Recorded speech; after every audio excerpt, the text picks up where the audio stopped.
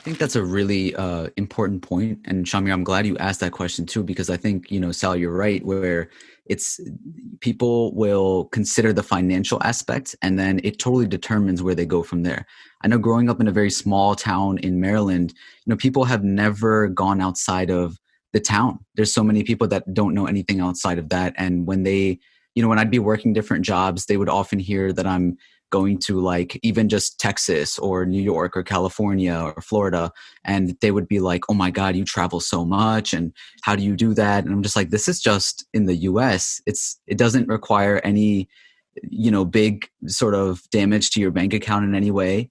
But at the same time, I think that there's also this privilege because I got to go to those places because we were, invited there. We were flown out. You talk about, not even knowing how much certain things cost because of your work. So I wanted to kind of highlight that aspect of, do you ever get flack or questions about being white in your appearance and getting by with certain things, whether it be getting visas to a certain place or, whatever it may be?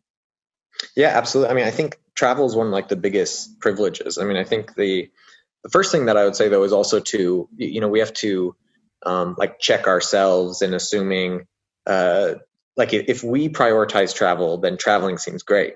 But that person who's never left Maryland, they might be way happier than you because their goal is family and their family is great, and so I never try and like I do think travel is a privilege because you get to see the rest of the world. But I also think that, we're kind of like the economic theory of like a rational being. Like I assume that everybody is trying to maximize their happiness. And I hope that everybody, just like me, wakes up every day and does what they want to do.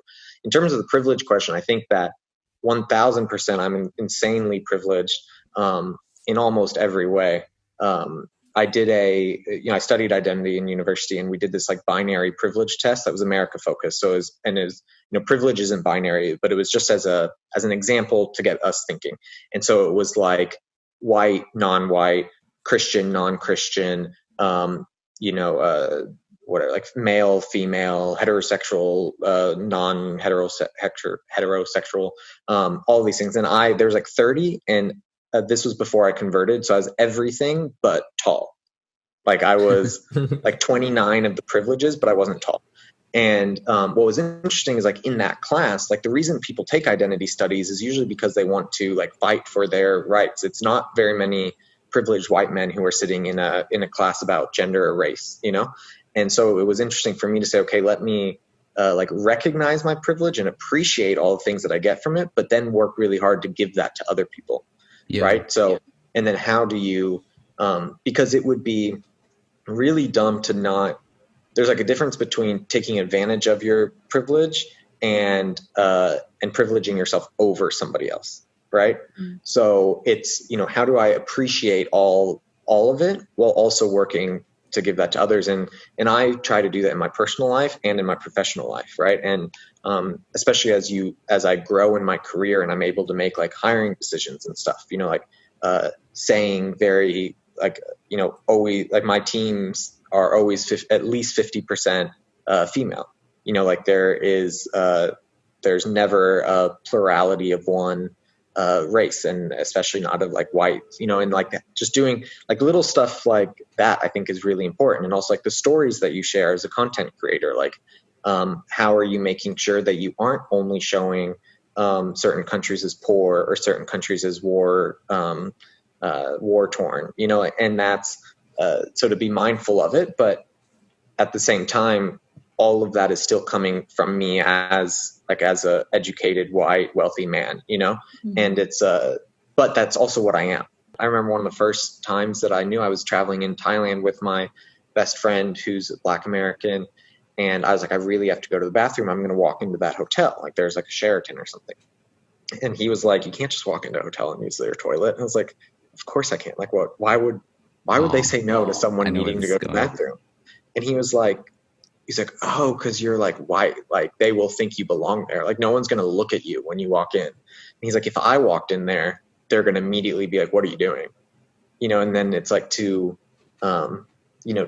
belong everywhere or, to be preferred everywhere is is interesting. And then I also remember when I was studying identity for 4 years at like a pretty, like intense rate, of like thinking about this stuff, I never understood why like reverse racism wasn't a thing. Like all the professors would always say that, and everyone in the class would be like, yeah. And I'd be sitting there like too embarrassed to be like, doesn't it exist?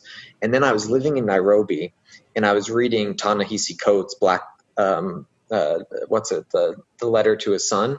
What, the book I'm talking about, anyway, Ta-Nehisi Coates is a really amazing Black American author. And he wrote a book to his son essentially about being a Black man in America. And I was like, this is exactly what I feel like being white in Kenya about, like people. And I was like, so I said to one of my Black American friends, like, see, like reverse racism does exist. And then she said, no, because even though they're taking advantage of you, they're taking advantage of your power. They're not taking advantage of your lack of power.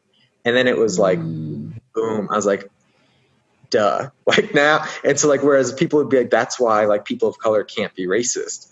Because racism is taking advantage of a lack of power. And if you lack power, you're not able to take advantage of that, right? Like, I think also one of the, points that stuck out to me that while you were speaking was, how you were saying that the amount of things that you check off as far as privilege and, seeing it in that way and not just seeing it in a way of, okay, so it's just about skin color.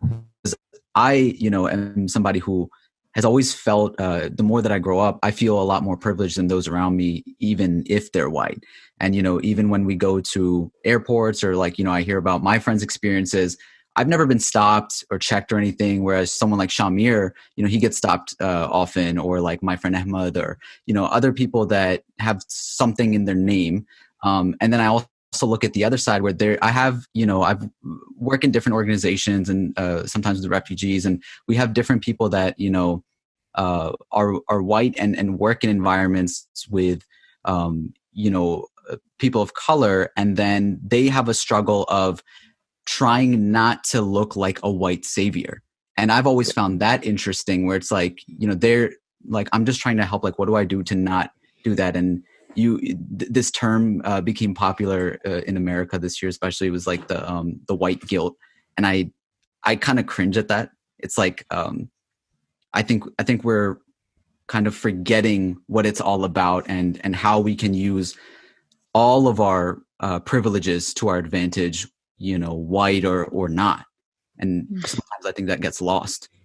I mean, I think, yeah, everybody has privilege in different ways and in different situations, and privilege isn't a static thing. It changes, right? Like when it changes based on age and race and gender and class and all of these different things. And when you're in, and it's dynamic like that. And what's important then is to understanding those dynamics and the different ways that you can do it. I was once in Rwanda. I love Rwanda. I go quite a bit. I think it's also one of the most interesting development stories of our time, and like going from the horrific genocide in 1994 to being the safest country in Africa and cleanest now. It's amazing. And I was there, and I was with a Brazilian friend, and she was like, let's go to this Halloween party. But I was just traveling. I didn't have any costume. But I studied critical development. So I like make fun of people who try and like develop countries. And I was like, I'll go as like a white savior Ken. So I wore like a polo shirt, and it was like all of these like UN and WHO and NGO people, and they were like, what are you? And I was like, oh, I'm white savior Ken. And they hated it. Oh my God. And then I went to, then there's there's a few Rwandese. And when I was like, oh, I'm white savior Ken, they were like, this is the best thing. And we were like, and so that became my who I hung out with that night. And I also feel like here a lot of people will say, it's a lot about making people just feel normal. I think it's like kind of what the whole point of the podcast is, right? Like the stranger thing, and how do you connect with people? And with most of my friends are local Emiratis, and some people just like put them like in like they're afraid of like talking to the girls. They think they're very conservative or something, and I treat them like I would anybody, because we're all human, and that like enables it. But also there's a way to treat people like a human, but also still realize like your privilege and understand the cultural differences and be respectful